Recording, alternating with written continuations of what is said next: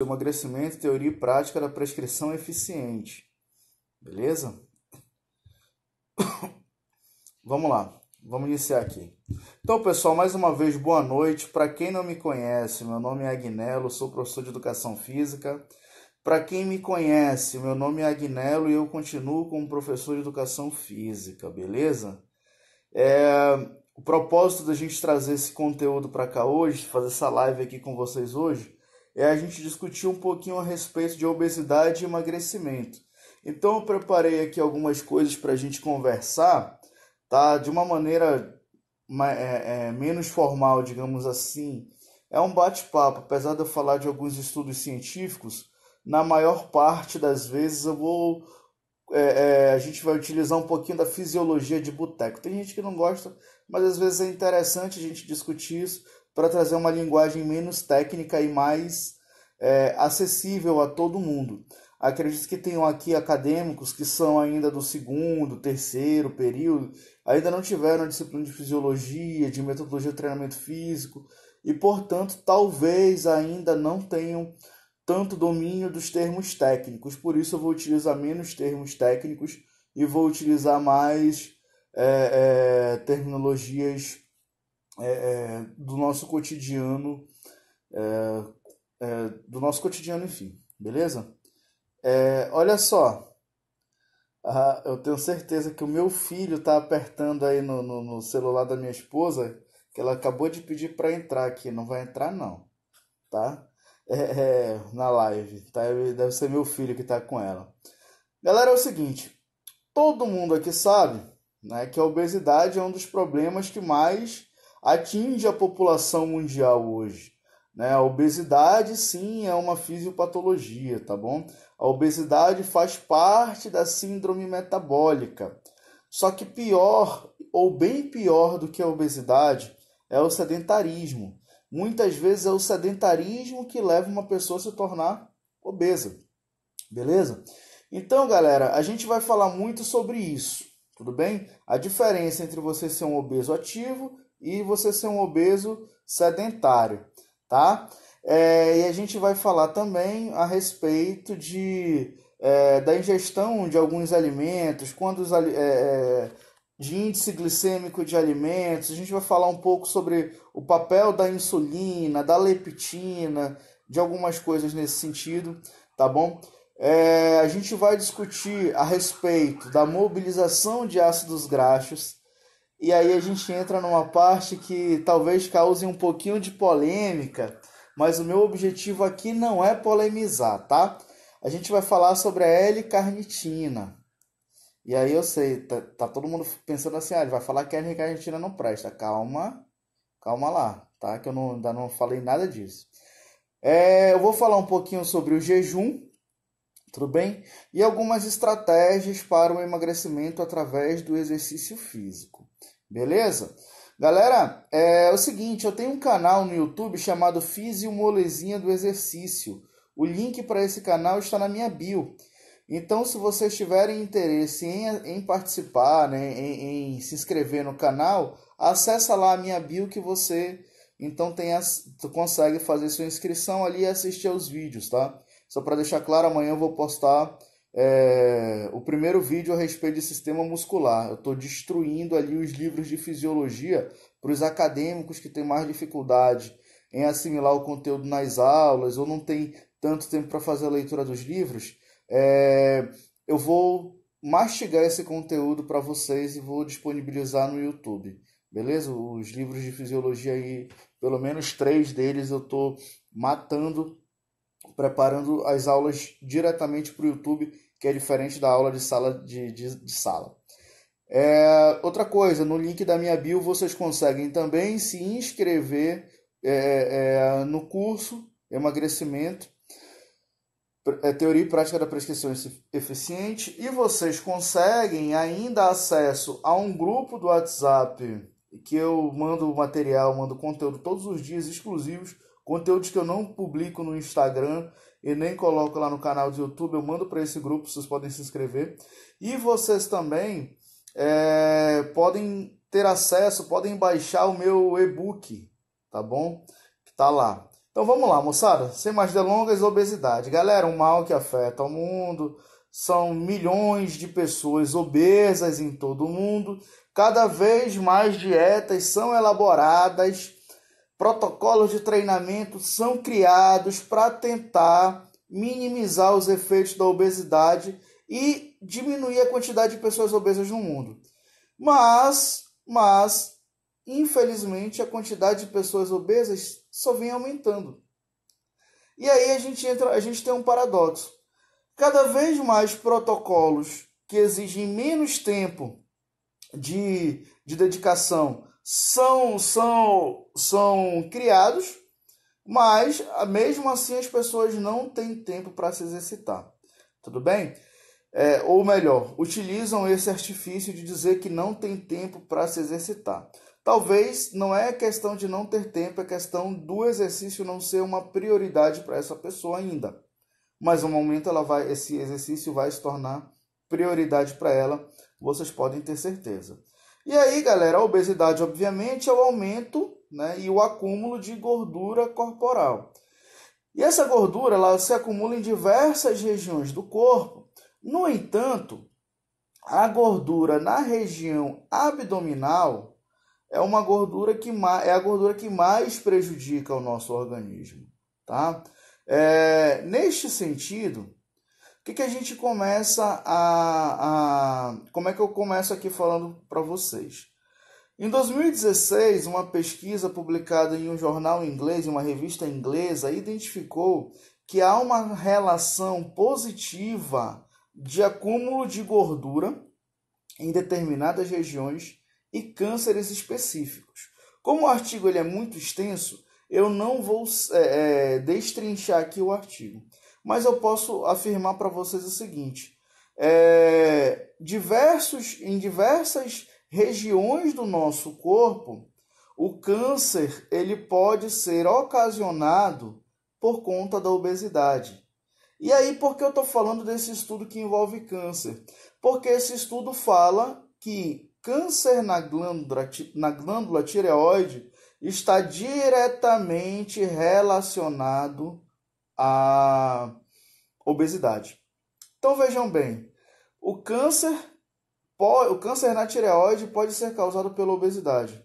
E grande parte das pessoas obesas, ou melhor, uma boa parte das pessoas obesas, acabam por desenvolver problemas na glândula tireoide.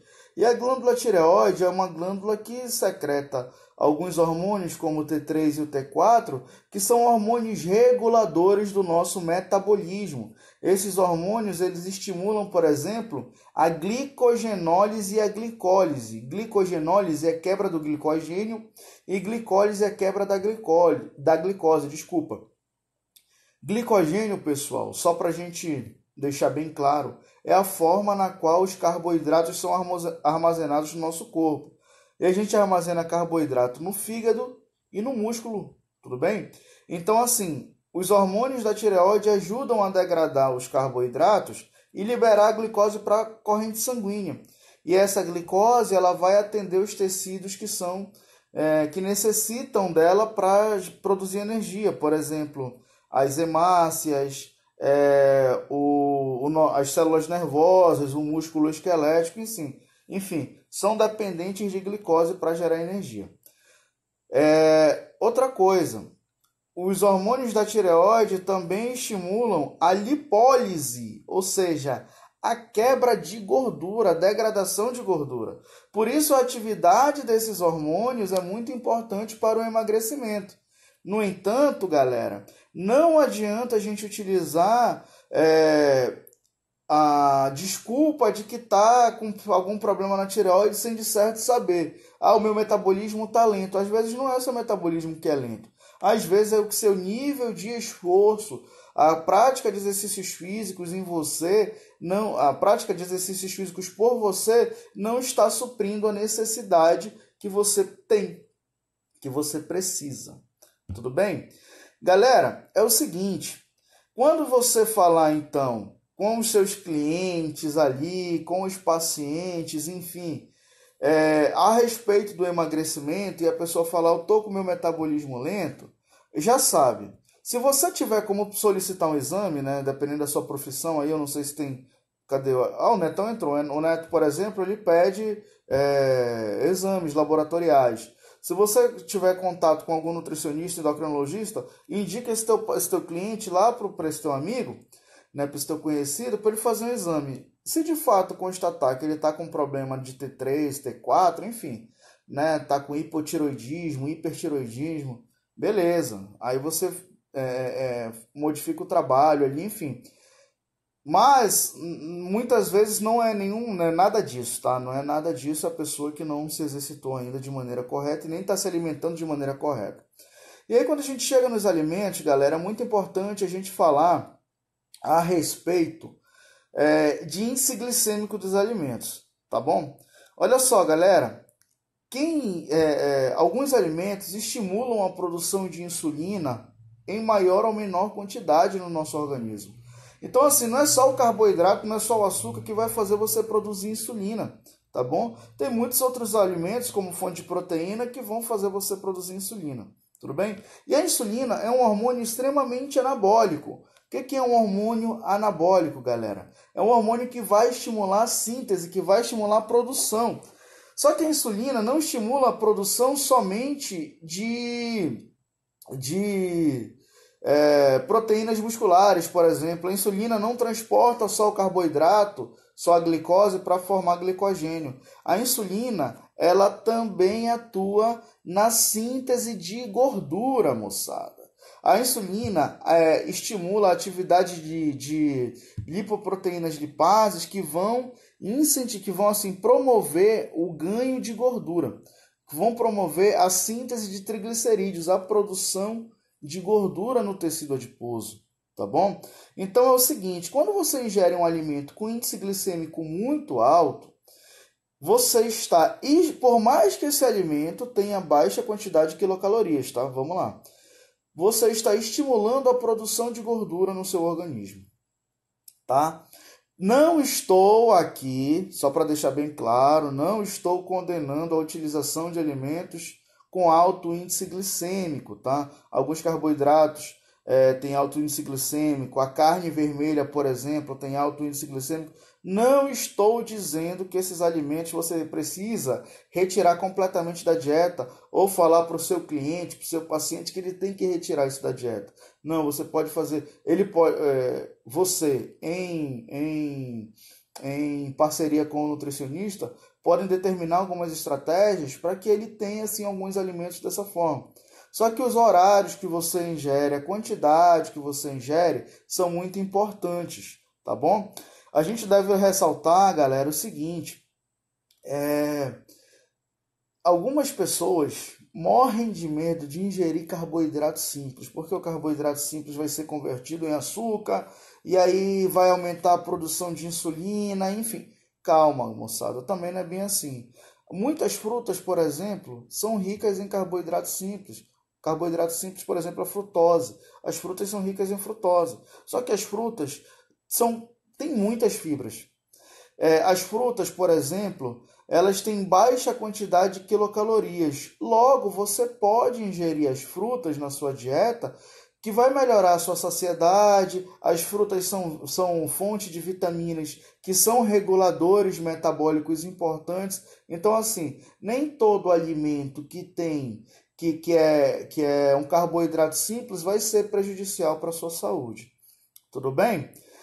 Galera, hoje pela tarde, um aluno da Unip me pediu alguns artigos a respeito do jejum e eu estava bem ocupado pela tarde, não consegui passar para ele. Depois eu vou passar, mas eu estava lendo sobre o jejum hoje e aí é o seguinte: muitas pessoas condenam o jejum, né? O jejum intermitente, o aeróbio em jejum, e muitas pessoas defendem o aeróbio em jejum, defendem o jejum intermitente, tratam o jejum como filosofia, né? Tem o jejum como filosofia. E aí, galera, o jejum dá certo? Uma pergunta que eu faço para vocês. E aí a resposta é a seguinte: depende. E por que depende? Porque depende dos seus hábitos. Não adianta você fazer um jejum intermitente 16 horas sem comer, tomando somente chá, café e água durante essas 16 horas. E aí quando você vai comer, você come além da quantidade de quilocalorias que você precisa. Então vamos lá, um exemplo bem prático. Você gasta por dia, digamos, 2.500 quilocalorias entre taxa metabólica de repouso, exercícios físicos e termogênese, enfim. Vamos lá. Aí você faz um jejum intermitente de 16 horas, fica sem comer das 6 da tarde até às 10 da manhã, faz o seu aeróbio em jejum, e aí depois você vai e detona ali aquele prato de feijão, arroz, macarrão, farinha e sei lá, uma fonte mais rica de proteína. Isso não vai adiantar. Se a tua dieta tiver, por exemplo, 3.500 calorias, 3.500 quilocalorias, teu jejum não adiantou nada, tá bom? Então ele vai dar certo a partir do momento em que ele é acompanhado do treinamento físico e de restrição calórica total, não somente naquele período, tudo bem? Então muito cuidado quando você for adotar o jejum para você não se sacrificar à toa. Tá? O jejum ele tem alguns benefícios, ele reduz a glicose plasmática, ele reduz a insulina, a quantidade de liberação de insulina, ele melhora, galera, ele melhora a sensibilidade à insulina, ele acelera o metabolismo lipídico, tudo bem? Ele aumenta a secreção de cortisol, de hormônio do crescimento, que são hormônios que são importantes para o processo de emagrecimento. No entanto, outra coisa, ele aumenta também a produção de corpos cetônicos. No entanto, precisa dessa cautela que eu falei. Não adianta você fazer um jejum por um tempo pré-determinado e depois se alimentar além daquilo que é a tua necessidade energética. Beleza? E aí, galera, vem um outro questionamento. Eu posso fazer jejum e dieta cetogênica, né? Dieta com baixa ingestão de carboidratos para estimular a gliconeogênese. Gliconeogênese, pessoal, é a produção de glicose a partir de uma a partir de um substrato que não é um açúcar, tudo bem? Então eu posso fazer a dieta cetogênica associada ao jejum para o emagrecimento? Isso aí, galera, depende. Isso aí é uma conversa que você tem com o seu nutricionista, tá bom? E você vai precisar conversar com o seu personal trainer para verificar se o treinamento que ele está aplicando para você naquele momento cabe uma dieta tão rigorosa assim. Digamos, um jejum intermitente, 16 horas, e nas próximas 8 horas que você vai comer, você não vai ingerir carboidrato, vai ingerir uma quantidade pequena, vamos lá, 40 gramas de carboidrato, né? É um negócio assim, bem rigoroso. Tem pessoas que se adaptam a isso, sim, tem outras que não. Então, por isso que eu estou falando, depende. Netão, por exemplo, uma vez passou para mim, recomendou que eu fizesse jejum intermitente, fiz jejum intermitente e fiz uma dieta low carb, fiz uma dieta com a ingestão baixíssima de carboidratos. Eu ingeria menos de 80 gramas de carboidrato por dia. E eu fazia, por exemplo, o meu aeróbio em jejum meio-dia, tá? E fazia o meu treino de força por volta das 18 horas e fazia o treino de força sem ter ingerido carboidrato, só tinha ingerido proteína. Galera, os 3 primeiros dias eu faltei morrer, eu xingava o neto na minha mente que vocês não têm ideia. O que aconteceu depois? 3 dias eu estava treinando como se eu tivesse comido, sei lá, uns 200 gramas de carboidrato antes do treino. Então eu já estava com muita força. Por quê? Porque eu produzi corpos cetônicos e eu estimulei a minha via gliconeogênica. Então eu produzia muita glicose a partir de glicerol e a partir de aminoácidos. Beleza? E aí, galera, falei do glicerol, vamos falar aqui da mobilização de ácidos graxos. Vamos lá. Pessoal, primeira coisa, a gordura estocada no nosso corpo, ela é estocada na forma de triglicerídeos. O que é triglicerídeo? É uma molécula tá? De gordura, formada por um glicerol. O glicerol não é gordura, o glicerol é um álcool. E mais 3 ácidos graxos. O que é ácido graxo? O ácido graxo é a gordura em si, tá bom? É a gordura em si, tá? Quando você pega ali a tradução, você vai ler um artigo em inglês, que você vai ver a tradução, por exemplo, no Google Tradutor, se você utiliza o Google Tradutor, vai aparecer ali como ácido gordo, tá bom? Então, pessoal, o que acontece? Quando você vai se exercitar, quando você em repouso, enfim, você degrada sempre gordura. Só que a degradação da gordura, ela é muito mais lenta do que a degradação do carboidrato. Isso acontece por conta dos locais onde estão as gorduras e da quantidade de reações enzimáticas para degradar essa gordura. Então, se você pega, por exemplo, uma pessoa que vai fazer um treinamento contínuo de intensidade moderada. Ela vai dar aquela corrida no CSU aqui do Parque 10 às 7 da manhã, 6 da manhã, enfim. O que vai acontecer? Dependendo da intensidade do esforço dela, ela vai degradar mais ou menos gordura durante o treino. Mas vamos dizer que ela está fazendo exercício de intensidade moderada, então tem uma degradação significativa de gordura. O que acontece? A gordura que está no músculo, não é, o músculo tem gordura? Claro que tem. Nós temos triglicerídeos intramusculares, nós temos gordura dentro do músculo. Inclusive, muitas pessoas obesas têm um volume muscular alto, só que a quantidade de gordura invaginada nesse músculo é muito grande também. Tudo bem? Aí você vê que a pessoa começa a secar, começa a emagrecer, perde muito músculo. Perdeu também gordura dentro do músculo, tá? E vai diminuindo o volume, tá? Isso acontece. Na bio, por exemplo, você consegue visualizar isso aí. Mas vamos lá. O sujeito vai lá e começa a fazer o exercício dele. A gordura intramuscular não é suficiente para suprir a necessidade. Quem tem que liberar gordura para o exercício continuar? Tecido adiposo.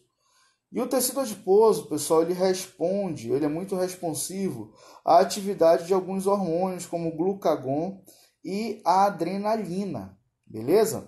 Então, quando você está se exercitando, você tem diminuição da quantidade de carboidrato, e aí o glucagon ele é estimulado pelo pâncreas e ele atua tanto no fígado quanto no tecido adiposo para estimular a degradação de gordura.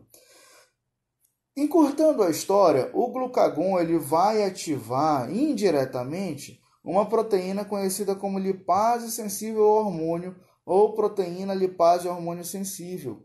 Essa lipase hormônio sensível chega ali no triglicerídeo e dá-lhe uma teçadada nele e separa o glicerídeo o ácido graxo do glicerol. O glicerol ele pode ser ou reesterificado, ou seja, utilizado novamente para produzir gordura, ou então ele vai lá para o fígado, e lá no fígado ele é convertido em glicose. É isso que acontece muitas vezes quando você está há muito tempo sem comer. Pô, cara, eu tô há 10 horas sem comer, já acordei 6 da manhã, tomei meu café, fui embora para o trabalho, não deu nem tempo de almoçar, e até agora eu tô aqui, quando era meio-dia eu tava morrendo de fome, mas agora passou. E por que passou, galera? Muitas vezes passou porque a quantidade de glicose que o teu cérebro precisa está sendo suprida por meio da degradação de algumas proteínas e dessa gordura, e o glicerol está sendo convertido em glicose, a glicose vai para o cérebro. Maravilha, né? E aí, galera, é o seguinte. O que acontece com os ácidos graxos?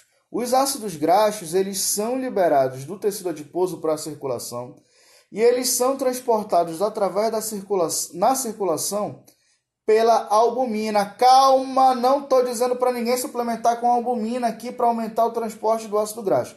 Não disse isso. O que eu estou dizendo é o ácido graxo é transportado no sangue pela albumina. E esse ácido graxo, então, vai para o músculo. Lá no músculo, o ácido graxo ele precisa ser ativado. E para ele ser ativado, ele deixa de ser ácido graxo e passa a ser chamado de acil. É uma reação que envolve gás de energia, enfim. E aí, galera, após ser ativado, o ácido graxo tem que entrar na mitocôndria do músculo. Só lembrando que, diferentemente da glicose, que pode ser degradada fora da mitocôndria, o ácido graxo só é degradado dentro da mitocôndria. E quem coloca o ácido graxo para dentro da mitocôndria, moçada? É a carnitina.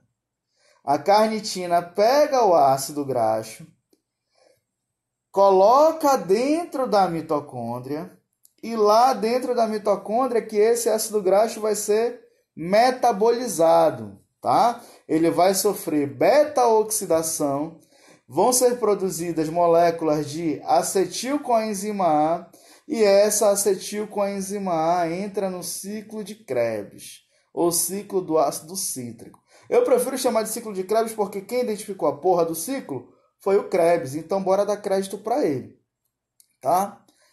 Galera, seguinte, então eu devo tomar L-carnitina para eu aumentar a degradação das gorduras? Olha, até meio-dia eu ia falar, claro que não. Agora eu falo assim, cautela, cautela. Se você quiser tomar, tome. Tem pesquisa que mostra benefícios da L-carnitina? Sim, hoje, 2 horas atrás, eu li 2 revisões com meta-análise, uma de 2016 e a outra de 2020. Saiu agora. Ainda não está nem liberado no PubMed. No PubMed eu baixei pelo Sci-Hub, óbvio, né? Quem não usa o Sci-Hub?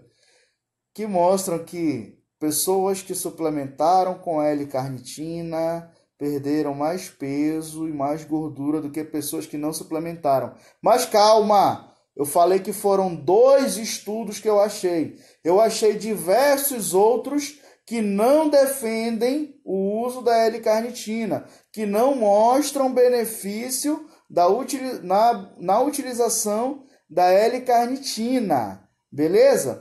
O que acontece? Grande parte das pesquisas que identificaram o benefício da L-carnitina estudaram pessoas obesas, mas com uma outra patologia, por exemplo, diabetes.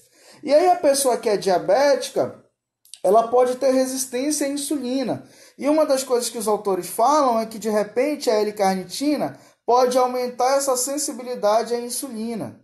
E aí a pessoa, deixando de ser resistente à insulina, pode ter uma aceleração metabólica e, por isso, diminuir um pouco mais o peso.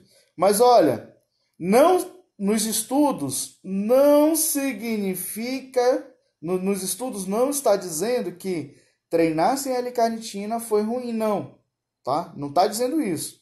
Só que eu vou ser redundante, volto a repetir, dois estudos somente que eu achei, tá? Das centenas de outros que tem avaliando a L-carnitina, eu achei esses 2 somente, falando bem dela, tá?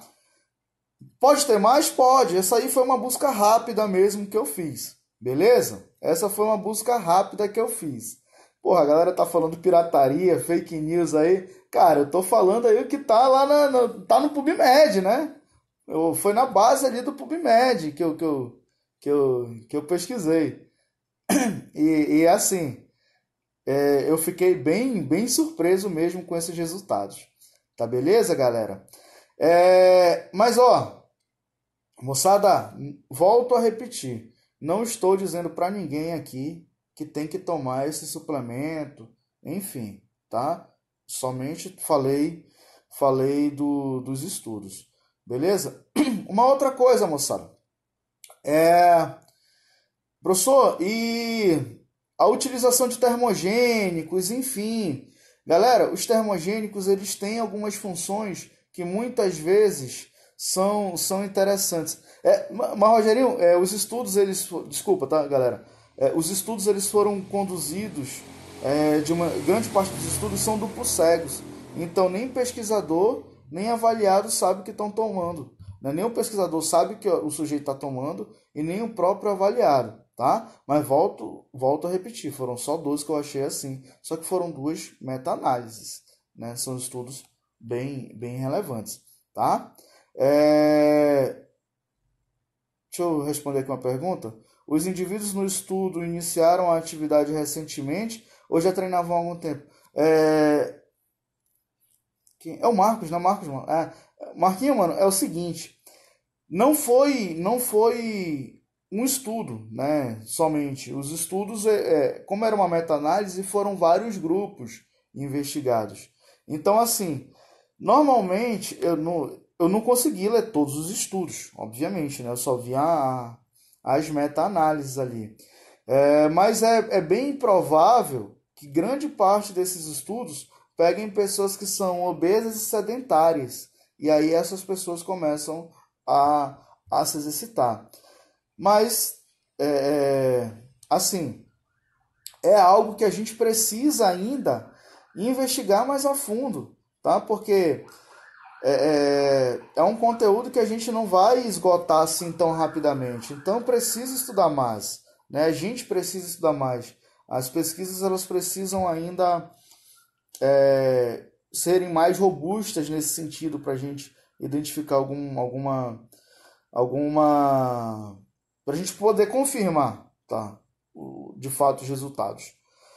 Em relação aos termogênicos, galera, muitas vezes os termogênicos eles são utilizados e trazem boas respostas, como um pré-treino, por exemplo. O termogênico vai te deixar ligadão, enfim. Mas, em relação ao emagrecimento, eu não vi pesquisas que suportam, que podem suportar ou sustentar a teoria de que os termogênicos eles vão ser utilizados com eficácia para o emagrecimento.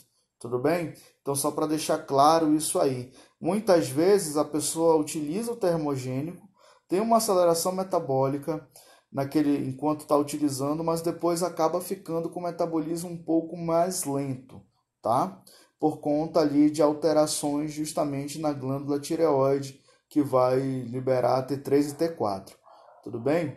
Galera, uma outra coisa que sempre me questionam. Professor, eu posso fazer o treinamento aeróbio junto com o treinamento de força? Você pode fazer. Na mesma sessão, sim, você pode fazer. Só que você deve ajustar o volume, principalmente do treinamento aeróbio, para você não ter perdas significativas de massa muscular. Tudo bem? Galera, é o seguinte: quando você faz um treinamento concorrente, eu busco recomendar o treinamento concorrente em horários diferentes, tá? Para não tomar muito tempo da pessoa. Mas se ela quiser fazer no mesmo horário, é melhor ela fazer antes, é melhor ela fazer depois, é melhor ela fazer um circuito, enfim. Galera, é o seguinte: o treinamento concorrente tem muitas pesquisas que mostram que não faz tanta diferença entre você fazer o aeróbio antes ou o aeróbio depois. Existem algumas meta-análises que identificam algumas tendências para você fazer depois. No entanto, os dados não têm diferença significativa, tá? Quando você olha a estatística, não tem tanta diferença assim, tá bom? Então, o que eu recomendo? Vai na tua prioridade.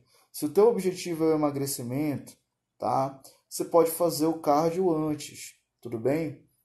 Agora, uma coisa que eu não recomendo: se você faz um bom treino de membros inferiores, não vai fazer o teu aeróbio após o treino de membros inferiores.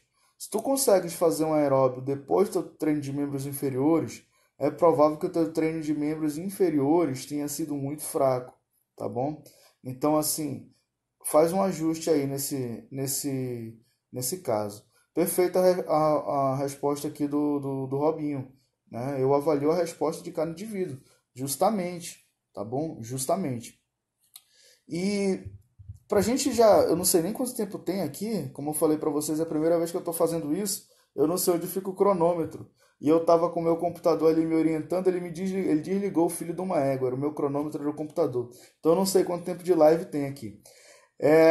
Mas só pra gente finalizar, professor, o que é melhor? É melhor fazer o HIIT? É melhor fazer o treinamento intervalado de intensidade moderada? É melhor fazer o aeróbio em jejum? Galera, o exercício aeróbio ele é fundamental para quem quer emagrecer, tá? Ele é muito bom. Qual você vai fazer? Galera, você tem que fazer o exercício, você tem que prescrever o exercício que o teu cliente se sinta melhor. Ah, mas o meu cliente não tem que sair da zona de conforto? Claro que tem que sair da zona de conforto. Mas não é porque ele tem que sair da zona de conforto que tu vai botar o cara para fazer algo que ele não goste.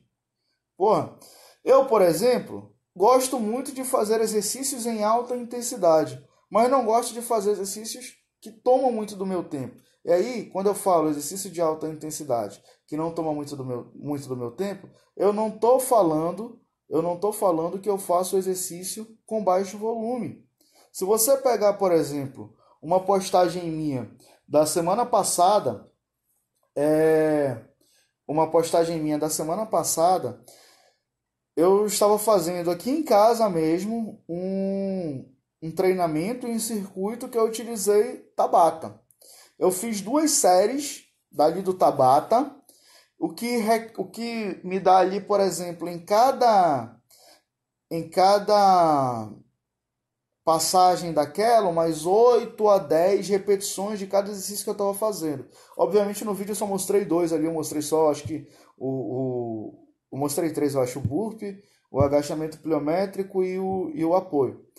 Mas enfim, quando você pega a quantidade de movimentos que foram feitos, vai dar uma quantidade boa. E se você pegar o tempo de execução, foi um tempo alto também. Só que o meu tempo total de treino foi baixo. Então, assim, essa é uma particularidade minha. Teu cliente talvez ele não goste de fazer exercícios com essa intensidade. Mas aí o que ele vai fazer? O que você passa para ele? Um exercício mais prolongado. Mas aí, professor, como é que ele vai fazer a musculação?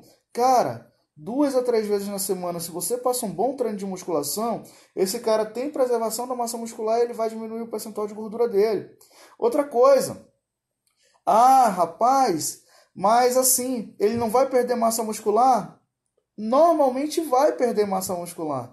Mas qual é o objetivo principal do sujeito? É diminuir o percentual de gordura. Dá para você ter emagrecimento e ainda assim não perder massa muscular? Dá. Mas você tem que fazer os ajustes necessários. Então o teu cliente não consegue tomar café e vai treinar contigo. O que você vai fazer? Falar para ele, pô, amigão, infelizmente eu não treino clientes que vêm em jejum? Não, você vai treinar o cara. Você vai fazer o quê? Prescrever treinamento em jejum para o cara. Até ele se ajustar, até ele produzir, até a via gliconeogênica dele ficar otimizada, e aí você vai conseguir passar treinos com intensidades mais altas para ele. Beleza? Teu cliente não tem muito tempo, teu cliente tem ali 40 minutos e ele precisa emagrecer. Só que ele gosta de fazer musculação, assim como eu. Pô, você quer fazer um treinamento concorrente? Faz um treino de musculação com uma boa densidade, um volume alto, só que gastando pouco tempo. E aí você pode utilizar o resting pause, você pode utilizar os drops da vida, né? Você pode utilizar um GVT, enfim. Inclusive, quem quiser saber mais sobre isso, vai ter o Café com Fisiologia, dia 22 de fevereiro, lá no Cafeeiro, tá bom?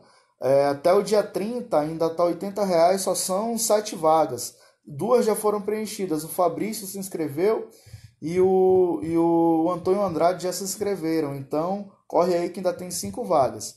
Beleza? Você pode utilizar protocolos como esse na musculação e depois mete o cara para fazer um HIIT. Mas ele não gosta de fazer o treinamento o treinamento aeróbio de alta intensidade e eu só tenho esses 40 minutos. Faz o seguinte, faz uma musculação ali, faz um aquecimento de 10 minutos, mete um resting pause ali para o cara, que vai durar um treino de 10 minutos de musculação, e faz 20 minutos ali de contínuo, né? Então você vai ainda conseguir fidelizar esse cliente e fazer com que ele tenha resultados bons. Uma pergunta aqui do Robin. Mestre, essa perda de massa muscular pode ocorrer, porém pode não ser significativa quando avaliada a composição do mesmo, correto? Correto, justamente. Às vezes o cara vai lá e perde 2 quilos de massa muscular em 3 meses e perdeu 10 quilos de gordura. Não dá para perceber que ele perdeu massa muscular, galera. Tá bom?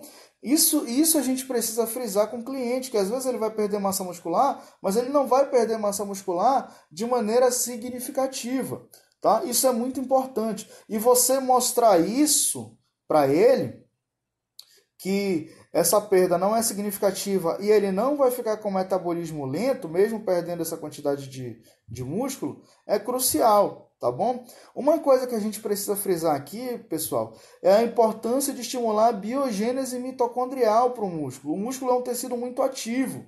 Diferentemente da gordura, que tem 5%, tem ali em torno de... tem 5% de água, o músculo tem em torno de 70%.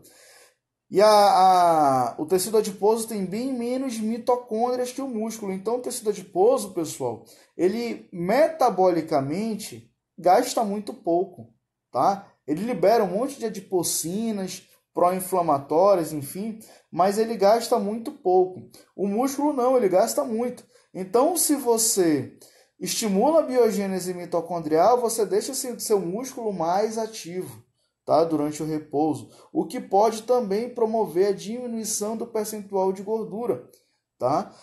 Com muitas mitocôndrias, duas coisas vão acontecer no seu repouso. Você vai ter perda de gordura intramuscular, obviamente. Você vai ter perda de carboidratos e perda de proteína para o músculo. Só que o teu organismo ele vai tentar dar um jeito aí de fazer com que você preserve as proteínas. E aí aumenta a mobilização das gorduras. Vai mais gordura para o teu músculo utilizar para produzir energia e não se desgastar tanto. Beleza? Galera, era isso que eu tinha para falar para vocês hoje. Eu não sei quanto tempo durou, né? Mas foi bem bacana. Eu acho que todo mundo saiu daqui hoje com um pouco mais de conhecimento, um pouco mais de informação. Reforço para vocês o convite para o nosso curso, dia 25, agora sábado, lá no SESI, das 9 às 16, tá bom? Para quem é formado, as inscrições estão a R$100 e para quem é acadêmico, as inscrições estão a R$80. Guinela, é o seguinte, as inscrições só vão até hoje, está dizendo lá no site. Só para deixar claro, tá, pessoal? Esse curso não sou eu que estou organizando. Eu fui convidado. Só que eu ajudo a divulgar também. Renata, assim, você disse que estava dando aula, perdeu. Eu vou dar um jeito aqui de salvar. O pessoal disse que já dá para fazer isso. Eu vou salvar e vou passar para disponibilizar para vocês no grupo, tá bom? Então, eu vou já falar de avaliação, Robinho. Relaxa, macho. Então, olha só o que acontece. Amanhã, se você quiser se inscrever, ainda dá? Dá. O que vai acontecer, galera? Os organizadores tiveram alguns problemas pessoais e por conta disso, foi um problema bem sério mesmo aí, enfim. Por conta disso, o que vai acontecer? Se você quiser se inscrever amanhã, você pode se inscrever. Ainda você manda mensagem para mim que eu encaminho um boleto para você, tá? Ou se você preferir transferência, não tem problema. Vou já responder sobre isso aí, tá, Jorge? Sobre zona lipolítica.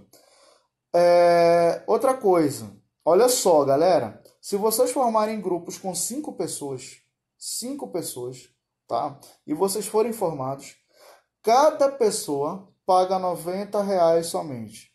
E se vocês forem acadêmicos, cada pessoa paga R$70 somente, tá? Então, grupos com pelo menos 5 pessoas, tá? Cada pessoa paga, pelo menos, tá? Não é até, desculpa, pelo menos. Cada pessoa paga, se for formado, R$90, se for acadêmico, R$70, beleza? E aí, pessoal, o curso, pela manhã, só teoria, pela tarde, só prática, tá? E todo mundo que for, eu peço para que vá com a vestimenta adequada para praticar. Tudo que a gente visualizar nos artigos, a gente vai fazer lá na prática, tá bom? Professor, e a zona lipolítica para o emagrecimento? Seguinte, treinar na zona lipolítica não necessariamente vai fazer você emagrecer. ele vai fazer você utilizar mais gordura durante o seu treinamento. Só que utilizar mais gordura no treinamento não é sinônimo de emagrecimento. Lembra que eu falei do jejum? O aeróbio em jejum, por exemplo, ele é feito na zona lipolítica. O sujeito vai lá, faz uma caminhada em jejum, 40 minutos, 50 minutos, sei lá, depende do tempo que ele tem. Ele está fazendo aquilo utilizando basicamente gordura para produzir energia.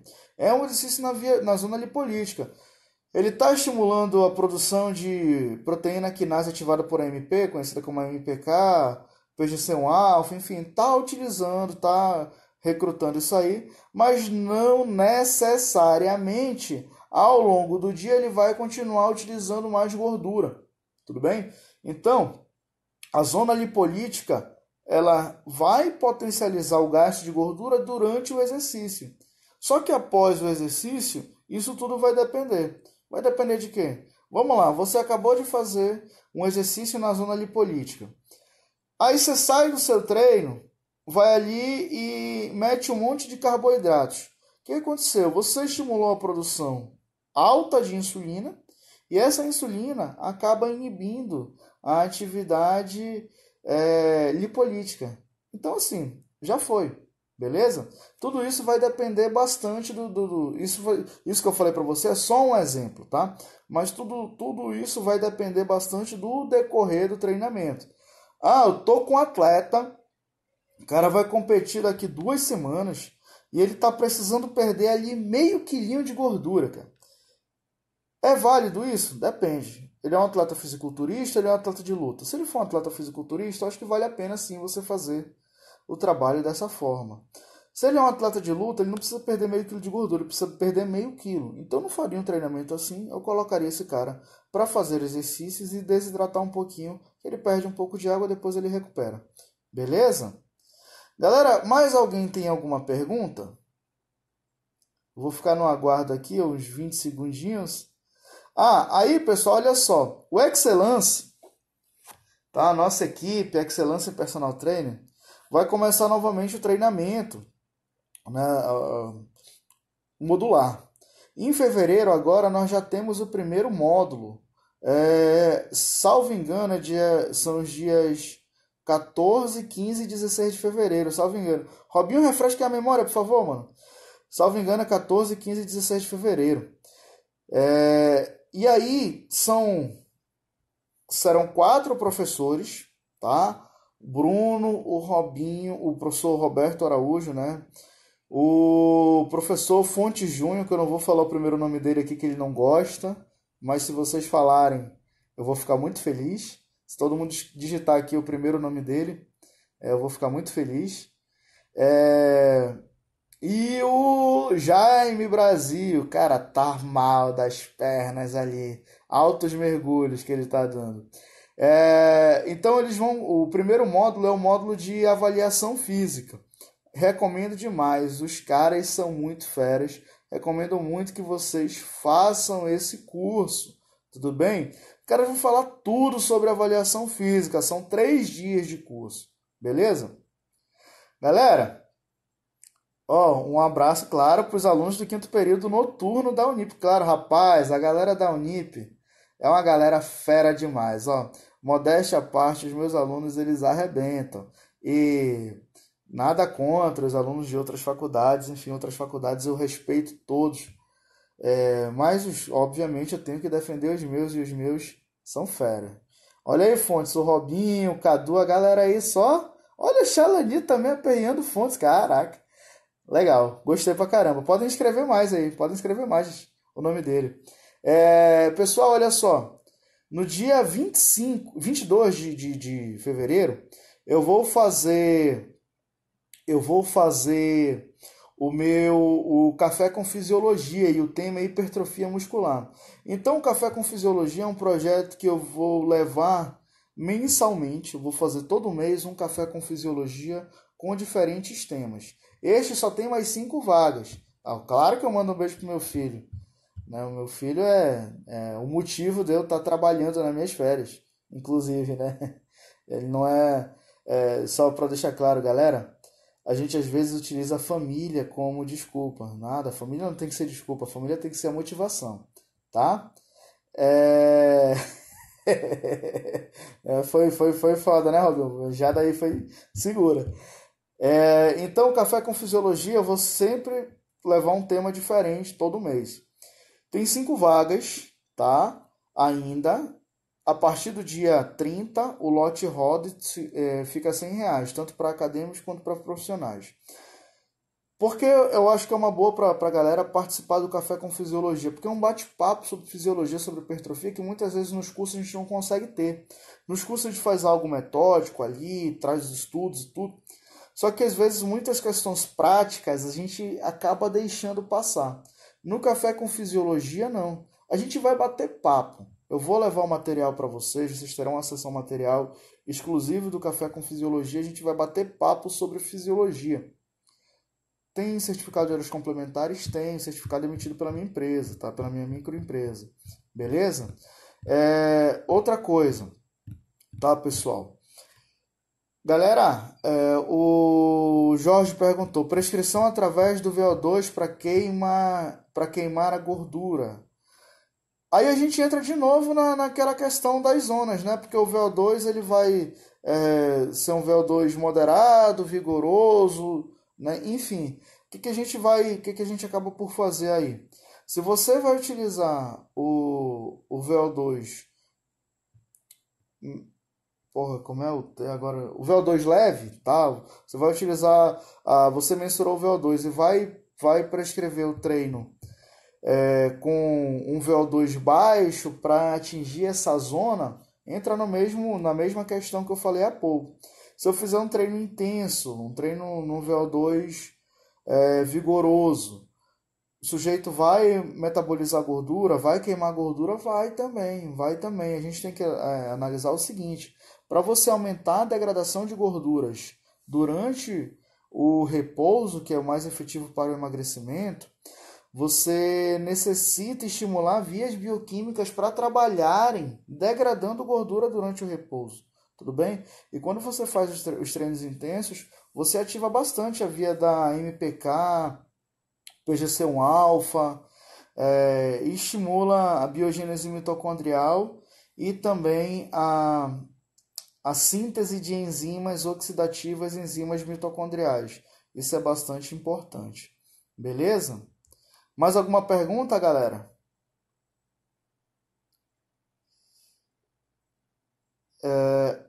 E aí, então, vou finalizar aqui e deixando um aviso para vocês, viu?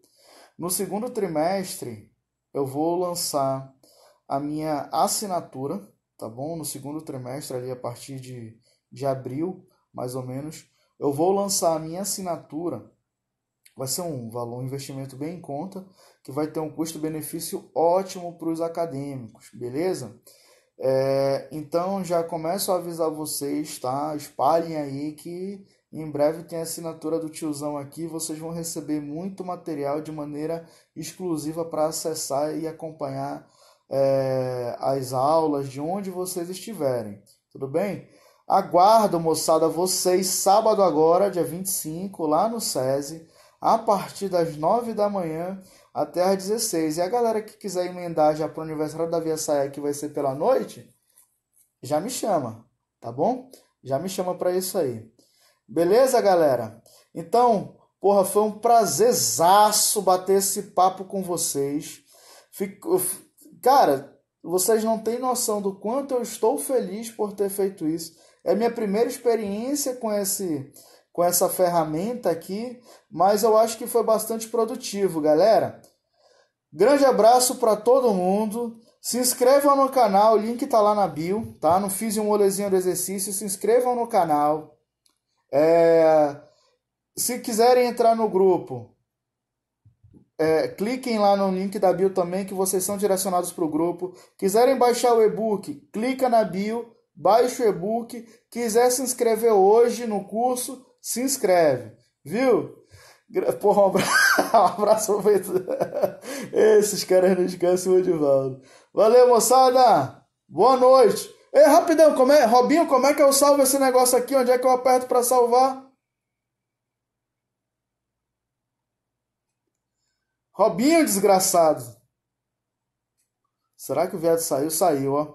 Beleza, eu vou encerrar aqui. Se der pra salvar, eu salvo. Se não, fica na memória de vocês aí, viu? Fui!